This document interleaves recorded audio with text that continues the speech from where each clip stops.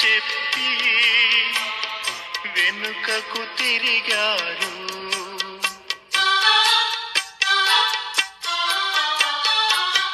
నేను నమ్మిన వారిలో కొందరు మోసం చేశారు. వెళతామని చెప్పి వెనుకకు తిరిగారు. ఎవరైనా మీలో ఎవరైనా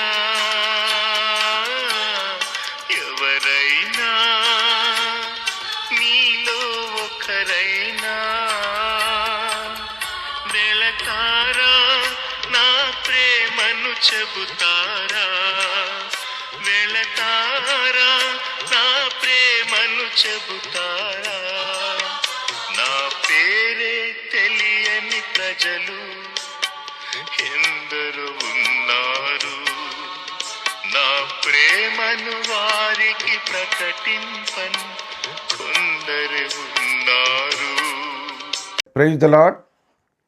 క్రీస్తునందు ప్రియమైన స్నేహితులారా, సహోదరులారా, దేవుని బిడ్డలారా, ఈ దినము ఒక ప్రత్యేకమైన శీర్షిక తీసుకుంటున్నాము. ఏమంటే మీలోనే ఉన్నాడు, మీలోనే ఉన్నాడు. ఈ మీలోనే ఉన్నాడు అన్న మాటని మనం ఒకసారి హృదయంలో ధ్యానం చేస్తే, ఆలోచన చేస్తే, నీలోనే ఉన్నాడు లేదా నాలోనే ఉన్నాడు. మత్తయి సువార్త 26వ అధ్యాయం 20వ వచనంలో సాయంకాలం అయినప్పుడు ఆయన 12 మంది శిష్యులతో కూడా భోజనమునకు కూర్చుండెను. 21వ వచనము ధ్యానపూర్వకంగా చదువుదాము. వారు భోజనము చేయుచుండగా ఆయన, మీలో ఒకడు నన్ను అప్పగించునని మీతో నిశ్చయముగా చెప్పుచున్నానని. మీలో ఒకడు, మీలోనే ఉన్నది అలాంటి భావన, మీలోనే ఉన్నది అలాంటి ఆలోచన. 22వ వచనంలో వారు బహు దుఃఖపడి. ఎంత దుఃఖభరితమైన మాట ఇది. ఈ మాట ఎవరు అనేది చెప్పనంతసేపు ప్రతి ఒక్కరిలో కూడా మదన పడిపోతారు కదా, బాగా దుఃఖపడిపోతారు కదా. ఏంటి ప్రభు నన్ను అంటున్నారా ఏంటి మాట, నేను అలాంటి వాడిని కాదు అని మన ఆత్మలో ఒక భావన కలుగుతుంది. ఎంత సమయం ఇయ్యలేదు ప్రభు వారు దుఃఖపడటానికి, దానికి ఎక్కువ సమయం ఇయ్యలేదు. వెంటనే ఆయన అన్నారంటే 23వ వచనంలో, నాతో కూడా పాత్రలో చెయ్యి ముంచిన వాడెవడో వాడే నన్ను అప్పగించువాడు అని చెప్పేశారు. కానీ ఆ మనుషునికి శ్రమ అన్నారు. ఆ వ్యక్తి గురించి చెప్పిన సంగతులు చూస్తే ప్రియులరా, అతడు పాత్రలో చెయ్యి ముంచినవాడు. రెండవది, నేనా ప్రభు నేనా అని అడిగిన వారిలో కూడా ఉన్నాడు.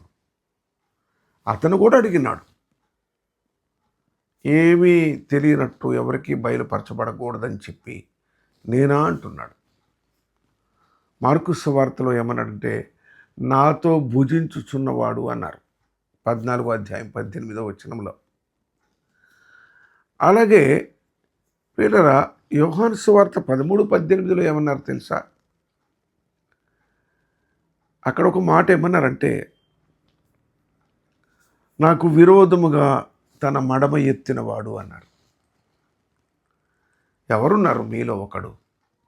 చెయ్యి ఉంచినవాడు, చెయ్యి ముంచినవాడు, బల్ల మీద చెయ్యి ఉంచినవాడు, పాత్రలో చెయ్యి ముంచినవాడు. అలాగే స్నేహంగా ఉంటూనే నేనా నేనా అంటూనే విరోధముగా మడమ ఎత్తినవాడు. వాడి విషయమై ప్రభు ఎంతగానో బాధపడుతున్నట్లుగా ఆయన మాట్లాడుతూ వచ్చారు. 17వ అధ్యాయంలో, యోహాను సువార్త 17వ అధ్యాయంలో ప్రార్థన చేస్తున్న సుదీర్ఘ ప్రార్థనలో ఆయన ఏమన్నారంటే, నాశన పుత్రుడు అన్నారు వాడిని. చివరికి వాడు ఏమైపోయాడు మనకు తెలుసు. నడిమికి బద్దలై తలకిందులుగా పడి చనిపోయినాడు. వాడు ఆ మందిరంలో పడవేసిన ఆ 30 వెండి నాణెములతో కొన్న స్థలము పేరు అకెల్దమ, అనగా రక్తభూమి అని అర్థము. దాన్ని ఎవరూ ముట్టుకోలేదు. ఇక అపోస్తలులు వాడి విషయమై ఏమని మాట్లాడారంటే, యేసును పట్టుకుని వారికి త్రోవ చూపినవాడు మీలో ఉన్నాడు. అంతేకాదు అపొస్తలుల కార్యములు 1వ అధ్యాయం 17వ వచనంలో శిష్యులు ఏమంటారంటే, ఈ పరిచర్యలో ఒకడిగా ఎంచబడిన వాడు అపొస్తలుడుగా లెక్కబెట్టబడ్డాడు. 12 మందిలో ఒకడుగా ఉన్నాడు, అపొస్తలుడుగా ఉన్నాడు, ప్రభుతో సంచరించిన వాడిగా ఉన్నాడు, స్నేహించిన వాడిగా ఉన్నాడు, కలిసి భుజించిన వాడిగా ఉన్నాడు, కానీ అప్పగించేవాడిగా ఉన్నాడు. ప్రియ సహోదరి స్నేహితుడా, ఎందుకు ఇలాంటి పరిస్థితి అంటే 2 సంగతులు మనం జ్ఞాపకం చేసుకుందాం. ఒకటి, లేఖనముల ప్రకారము ఆయన అప్పగించబడాలి. అప్పగించేవాడు లేకుండా ఆయనను సమీపించలేరు, పట్టుకోలేరు. ఇది ఎప్పటికీ గుర్తుపెట్టుకోవాలి. అంతేకాదు హృదయంలో శుద్ధి లేకుండా చూసి కూడా ఆయన్ని గుర్తుపట్టలేరు. మొట్టమొదటి కొండ మీద ప్రసంగంలో ఆయన అన్నాడు, హృదయ శుద్ధి గలవారు ధన్యులు, వారు దేవుని చూచేదంటే పరలోకపు తండ్రిని కాదు, యేసు ప్రభుని కూడా చూడలేకపోయారు. వారు మాయోపాయముల చేత పట్టుకున్న వారిని అనేక సార్లు పట్టుకోలేకపోయినారు. ఆయన కనబడలేదు వారికి. కొన్ని చోట్ల రాయబడి ఉంటుంది, మనకు కనబడదు. ఆయన వెళ్ళిపోయినాడు అంటారు. జనసమూహం నుంచి ఎలా వెళ్తారండి? ఎవరికి కనబడకుండా ఎలా వెళ్తారు? ఆయన ఎవరికైతే హృదయ శుద్ధి లేదో వారికి ఆయన కనబడలేదు. ఆ దుర్మార్గపు మనస్సుతో ఎవరు ఆయన ఎదురుగు నిలబడ్డా వారు కనబడలేదు. ఆ వ్యక్తి విషయమై ప్రభు ఎంతో బాధపడుతున్నాడు. కీర్తనల గ్రంథంలో రాయబడ్డ ఒక మాట అపొస్తలుల కార్యములలో జ్ఞాపకం చేస్తాడేమంటే, అతని ఇల్లు పాడైపోవును. కనుక అప్పగించే వాడి విషయంలో కూడా ప్రభు ఎంతగానో చింతపడుతున్నాడు, దుఃఖపడుతున్నాడు, బాధపడుతున్నాడు. అయినా సరే వారికి చెప్పవలసిన అవసరము ఎంతైనా ఉంది. ఈ విషయము 2 సంగతులను మనం జ్ఞాపకం చేసుకొని ప్రార్థన చేసుకుందాం. ఒకటి నేనైతే కాదులే అనుకోవడానికి వీల్లేదు. నీలో కూడా ఉంది అలాంటి భావన, అలాంటి తలంపు. ఉంటే ఇప్పుడే పరీక్షించుకో, ఇప్పుడు ఎక్కడే విడిచిపెట్టు. నువ్వు కాదు ఇంకొకరు సంఘంలో వారైతే వారిని కనిపెట్టి ఉండాలి. వారి వలన దుఃఖము, వారి వలన వేదన, వారి వలన నష్టము, వారి వలన సంఘంలో విభజన. ఎందుకంటే వారు ఆరాధించేవారు కాదు, ప్రభు అమ్ముకునేవారు. వారు నమ్ముకునేవారు కాదు, అమ్ముకునేవారు. జాగ్రత్తగా ఉండాలి. కానుకలు లెక్కబెట్టే పరిచర్య అంటే ఎంత ఇష్టమో కొంతమందికి, చాలా ఇష్టం. ఎందుకు చెప్పండి?